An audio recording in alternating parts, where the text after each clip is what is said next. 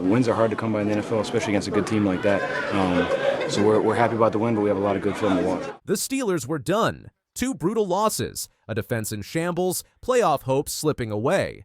Then came Sunday, and T.J. Watt changed everything. One play, one spark, and suddenly the entire league stopped talking and started watching. T.J. Watt entered the Indianapolis game with 9.5 sacks through 8 games, leading the Steelers and ranking 4th in the NFL. The outside linebacker had been Pittsburgh's most consistent defensive player throughout the 2025 season, despite the unit's overall struggles. His ability to pressure quarterbacks and disrupt offensive timing remained elite even as the defense around him faltered. The defining moment came late in the third quarter, with Indianapolis leading 20-17. The Colts faced 3rd and 6 from their own 42-yard line, threatening to extend their lead with a scoring drive. Jones dropped back in play action, looking to hit Michael Pittman Jr. on a deep crossing route. Watt beat left tackle Bernhard Raimann with a speed rush around the edge, closing on Jones before the quarterback could release the ball. Watt's right arm extended and chopped down on Jones's throwing arm just as the quarterback began his throwing motion. The ball popped loose and tumbled backward. Defensive tackle Cameron Hayward recovered the fumble at the Indianapolis 38-yard line, giving Pittsburgh possession in Colts territory. According to Behind the Steel Curtain, the strip sack changed the game's momentum and sparked the Steelers' comeback.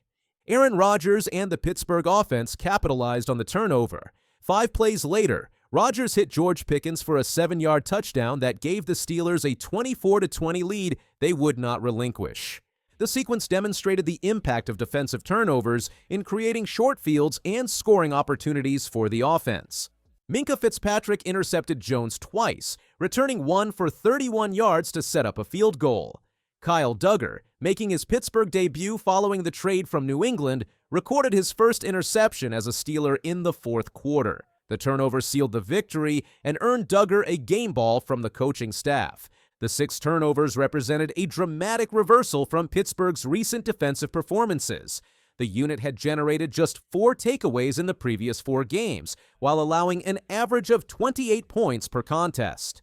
The performance against Indianapolis demonstrated the defense's capability when executing properly and validated the coaching staff's belief that talent rather than scheme had been the primary issue.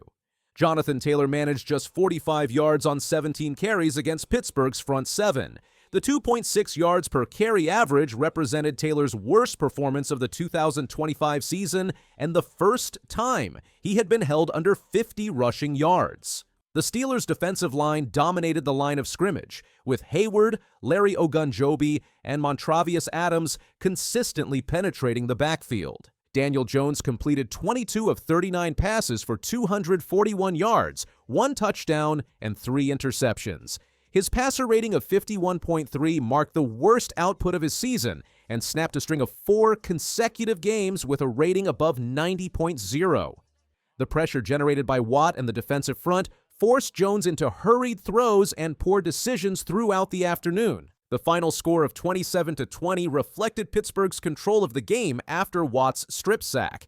The Steelers outscored Indianapolis 10-0 in the fourth quarter, with the defense preventing any scoring opportunities after taking the lead. The victory improved Pittsburgh's record to 5-4 and snapped a 2-game losing streak that had threatened to derail the season.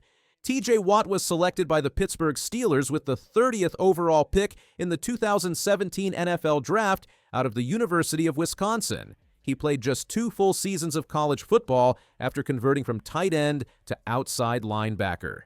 His brother J.J. Watt was already an established NFL star with the Houston Texans when T.J. entered the league, creating immediate comparisons and expectations. Watt's rookie season in 2017 produced 7 sacks, 50 total tackles, and 2 forced fumbles across 15 games. He started 14 of those contests, demonstrating the Steelers' confidence in his ability to contribute immediately. The production earned him consideration for Defensive Rookie of the Year, though Marshon Lattimore of the New Orleans Saints won the award. The 2018 season marked Watt's emergence as an elite pass rusher.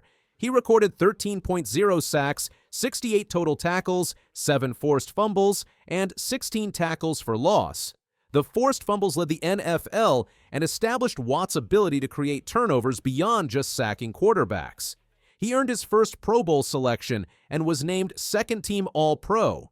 Watt's 2019 campaign produced 14.5 sacks, 74 total tackles, 8 forced fumbles, and 14 tackles for loss. He earned first-team All-Pro honors and finished second in Defensive Player of the Year, voting behind Stephon Gilmore.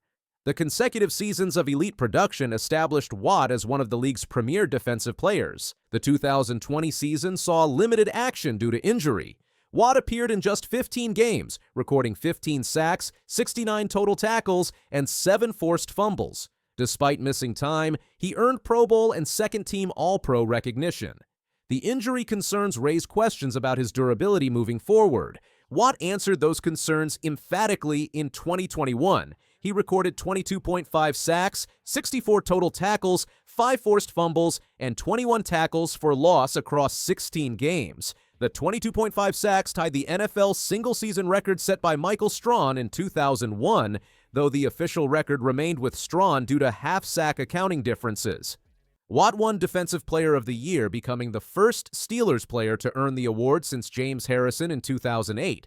The 2022 season produced 11.5 sacks, 64 total tackles, and 7 forced fumbles over 17 games. Watt earned his 5th consecutive Pro Bowl selection despite the raw sack numbers declining from his record-setting campaign. The forced fumbles continue to demonstrate his impact beyond just pressuring quarterbacks. Watt's 2023 season saw him record 19.0 sacks, 69 total tackles, 4 forced fumbles, and 15 tackles for loss. He won his 2nd Defensive Player of the Year award, joining an exclusive group of players to win the honor multiple times. The performance cemented his status as the league's premier edge rusher and one of the best defensive players of his generation. Through 8 games of the 2024 season, Watt recorded 11.0 sacks, 56 total tackles, 3 forced fumbles, and 9 tackles for loss. The production pace suggested another elite campaign, though a knee injury late in the season limited his availability in the playoffs.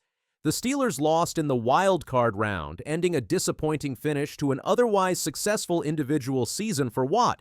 The 2025 campaign through 9 games has seen Watt record 10.5 sacks, 49 total tackles, 4 forced fumbles, and 8 tackles for loss. The strip sack against Indianapolis in Week 9 represented his 4th forced fumble of the season and the 62nd of his career. He ranks 4th all-time in forced fumbles by a linebacker since the stat became official in 1982, trailing only Robert Mathis, DeMarcus Ware, and Derek Thomas. Watt's career sack total through 9 games of 2025 stands at 113.5 across 135 career games. The pace of 0.84 sacks per game ranks among the highest in NFL history. He needs just 27.5 more sacks to reach 141.0, which would tie him with Kevin Green for 5th all-time. At his current pace, Watt could reach that milestone during the 2026 season if he continues playing at an elite level. The strip sack against Indianapolis represented Watt's defining moment of the 2025 season to date. The play changed the game's momentum, sparked Pittsburgh's comeback, and reminded observers why he remains one of the NFL's most impactful defensive players. Kyle Duggar's debut interception and game ball recognition demonstrated the immediate impact of the trade deadline acquisition, validating the front office's decision to add defensive reinforcements rather than offensive weapons. The victory over Indianapolis kept Pittsburgh's playoff hopes alive while dealing a significant blow to the Colts' AFC standing. Indianapolis dropped to 6-3 following the loss, surrendering sole possession of first place in the AFC South to the Houston Texans. The 6 turnovers represented the most Indianapolis had committed in a single game since 2019, when they turned the ball over 7 times against the Texans.